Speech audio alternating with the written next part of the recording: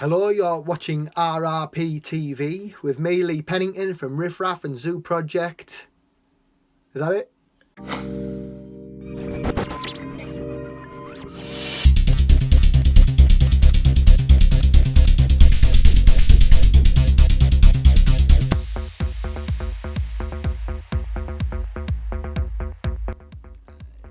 It's that old line, isn't it? As far back as I can remember, I just always enjoyed music. But that's actually true. Like, as far back as being a little kid, I was always loving music, listening to music. I think our house was very musical anyway. My sister and my brother were older than me by a good few years, and they were into all the acid house. Well, my brother was into all that acid house, so that was my sort of first introduction to electronic music in the late 80s when all that was kicking off. I remember like going upstairs into his bedroom and he was sat there with his mates and they were playing like records on not on decks but just on vinyl records, and just hearing all these new sounds, these new electronic sounds. And so there was that. I used to try and rap and be an MC, dance as well when I was a little kid at weddings and things like that. All your family say, get Lee up the dance to Vanilla Ice and all that shit, you know what I mean? So it was one else. So I just always loved music, but my sister had a big Yamaha keyboard and I think I played it more than her. She had lessons, but I just self-taught. So I used to just go and play on it, and I had all these functions that almost like a synthesizer, and I used to try and make weird sounds and then record them on the cassette tape as well. So I think not just music, but sound in general, I just loved it. And it used to get me into trouble at school as well. I used to always have my Walkman on, the cassette tape Walkman, and constantly be listening to music and thinking, how did they make that? And recording film scores from movies. I used to set my TV off and then get a tape recorder next to it, because I didn't know about like wiring things up when I was a kid, and record sounds, record the music so I could listen to film scores at school. So everyone's listening to pop music and I'm sat there listening to John Williams from Star Wars and things like that. So I just always just loved it, and I knew that's what I wanted to do. But I knew the reality was to get a job in industry, because from Teesside that's what you do. And I just couldn't hack that. So I always just kept on with music and going out clubbing. And when I first started hearing like DJs mixing music together, I thought that's what I want to do. But then I want to get good enough to then produce it. So it just kind of kept evolving all the time.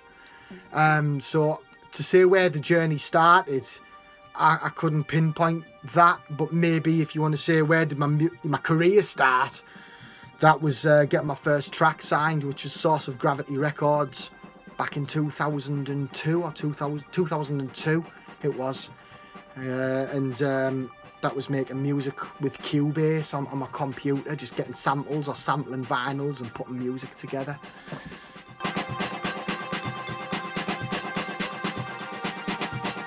It has to be, doesn't it? Because if you don't, then what happens is you just... all the good DJs, right, start out, usually, most of them, with a residency, probably in the hometown, and they build it up from there. And if you don't do that, then you're just relying on what's already out there. And these people, the people who are already established, they're just going to be making what works, and then it just becomes stagnant. So if you're getting young DJs and producers from a town creating their own events, and then young people are flocking to it and wanting to listen to their music, it pushes the scene further forward and it keeps it exciting all the time. You know what I mean? And I think that's so important, that I think every town in the UK should have its own vibrant underground scene, and not rely so much on having to book big artists to come in to fill that club up. Do it with your residents, and then maybe give your crowd a little treat now and then and bring a guest along and have your residents play around that guest. I think that's so important, and I think that started before lockdown. That was getting lost. People were just going to the Warehouse Project, Printworks, all these massive events. They should be the goal to reach for by coming through as a resident and working up to that goal. You know what I mean? Well, it is, and you know what? That was part of the fun of it in the 90s, like the late 90s when I really got into it, the scene. You knew the residents from all these different towns. You knew Scott Bradford from Shindig. You knew Ollie Faulkner from the Sugar Shack in Middlesbrough. You know, you knew the Sankey's residents, and you knew it goes on and on. The Cream residents, and it made it more fun. And I always remember the Love Parade I think it was 2001, the Leeds Love Parade, and they had these floats going around Leeds. And on the floats were the residents from all the clubs around the country. And it was mint because it was like a battle almost. Not a battle, it was like, but no, you know, you've got to see these other residents and their understanding of house music from their hometown. Because I think your hometown influences what you put into that music. You know, a lot of good music comes from struggle, doesn't it? House music itself originally came from struggle, I suppose, much like hip hop music. And you put that into that music and it's influenced, you know. So every town, the residents, their portrayal of house music should be slightly different. And when we only start relying on the big names, then every town's house music just sounds the same right across the board. I think, it loses character, yeah.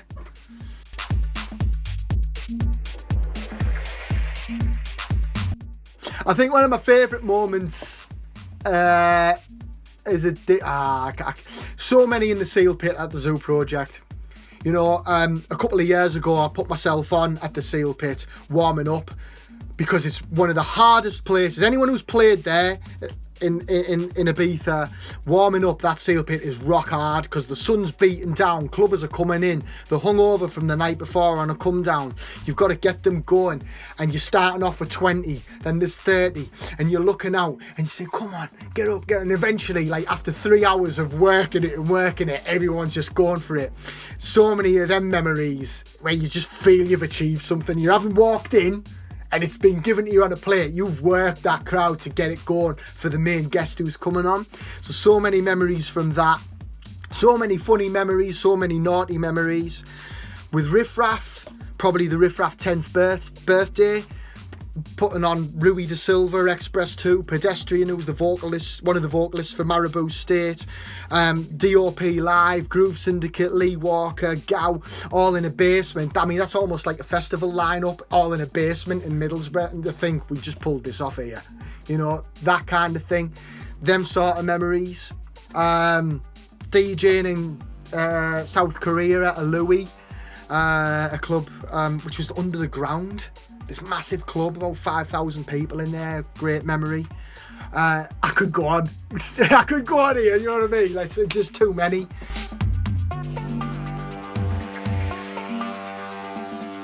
Yeah, I think there's a few reasons for that. I think the whole DJ thing blew up to become very popular. Management and all that stuff came into play, so everything got done a lot more serious.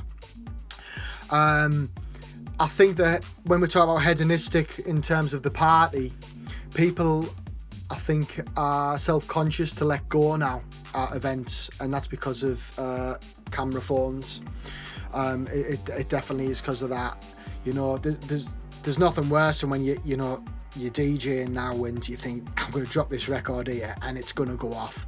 And, 15 years ago, you drop that record and it goes off, you look up, everyone's bouncing, not a phone in sight. Now you look up and all you see is loads of phones video on you and nobody dancing, and it's kind of it's sad to see. And I think clubs need to get a grip of that, because it's making it a little bit boring. Okay, it's great. I suppose it's a double-edged sword, because sometimes you want to see a video of your DJing in a great place and you think, I'll share that on my socials.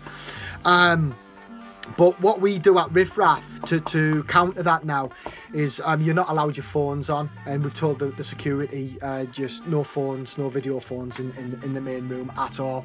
And you go in there, you're going to dance. We've got a videographer to capture the best moments anyway. And I think that's the way forward for clubs, and they all have to get on board with that. I think that is affected the hedonistic side. The more serious side, yeah, I think everyone treats it a little bit too serious. I think people need to look back at the history of it all, promoters, and bring back the fun in it, and just really make it all about fun. I think it's very hard for any small promoters, I shouldn't say small promoters, new promoters is a better word, isn't it? Any new promoters to become established when they say, oh, I want to book an artist, and then they've got to deal with the agent, then they've got to deal with the management, and it kind of might put them off a little bit. That's not to poo-poo any of the managers, by the way. There's some wicked managers out there that I've been lucky enough to work with over the years. But it can be a bit daunting, I think, when it gets that serious. You know what I mean? The days are gone when you used to just say it with DJ, like, do you want to come and play for us? We'll give you, and they'll just stay and you just pay them on the night, pay them on the night or whatever, give them a few drinks, no matter who they are. A big wad of cash there from my back pocket. I think there might be some 20s missing, I don't know why. They've got... I know the guy, do you know what I mean? We played together at Zoo, and then we played then, and he remembers what it was like and what we're trying to keep it alive. And what we're trying to keep alive, that mentality, that fun aspect. However, I would say though, without management, a lot of people could get screwed over still. Do you know what I mean? It does make it more serious, but without your management and your agents, you could get ripped off. There's nothing worse. I got screwed only the other year, and it was my own fault. It cost me. It was a Zoo Project show. I won't say who with, but they still owe us some money, and it was my own fault because I put too much trust in them when I should have got the money in beforehand. You know what I mean? So sometimes yeah. And that is my own fault. I am more militant. I usually am very militant with it now. So when we talk about being serious, yeah, you've got to get a bit serious. Otherwise, you're going to get screwed over. But it doesn't mean you have to be a wanker as well. You know what I mean?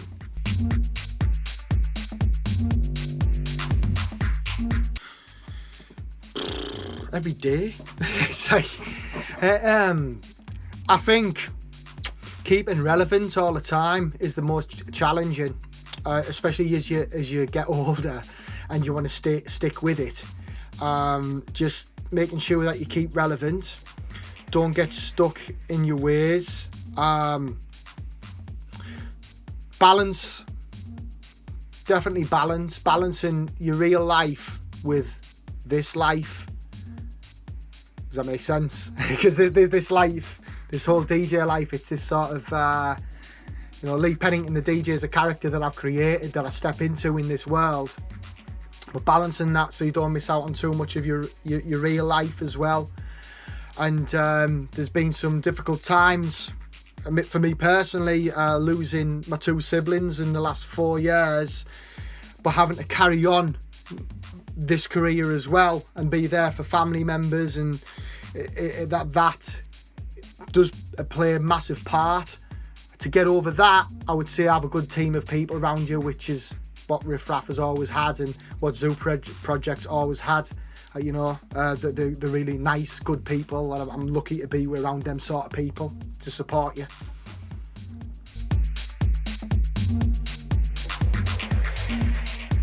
There's a few, isn't there? Bloody hell.